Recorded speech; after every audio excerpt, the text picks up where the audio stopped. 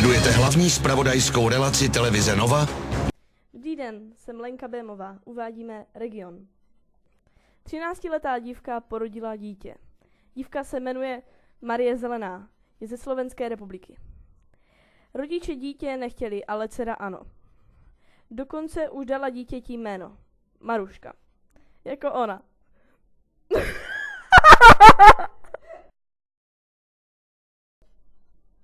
Dobrý den, jsem Katie Kejtovalu a uvádíme další zprávy.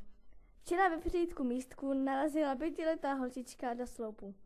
Děti si hrály na vole. To máš za to, ty jsi kráva. Dobrý den, jsem Katie Kejtovalu a uvádíme další zprávy. Pamatuj se. Uvádíme další regiony. Ze zoo Ostravy si vzali hrocha do Výškova. Hroch z toho byl celý špatný, protože převoz byl pro něj nepříjemný. Dnes v Praze 3 na dálnici 3 nákladní autom srazilo malou 7letou holčičku.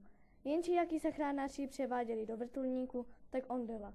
Teď je v nemocnici v Praze 1 ve vážném kritickém stavu. Kočka z Brna zachránila všem z rodiny život. Začalo hořet v kuchyni a kočka začala mňoukat a skákat. Dcera, otec i matka se zbudili a divili se.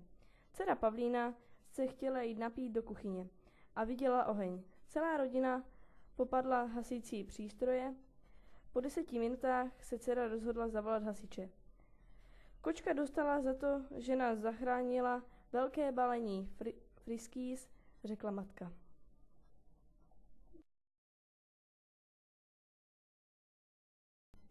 Kateřina Emont je druhá mistryně Evropy ve střelbách, neboli vyhrála stříbrnou medaili pro Českou republiku a 2 zlaté medaile pro Českou republiku.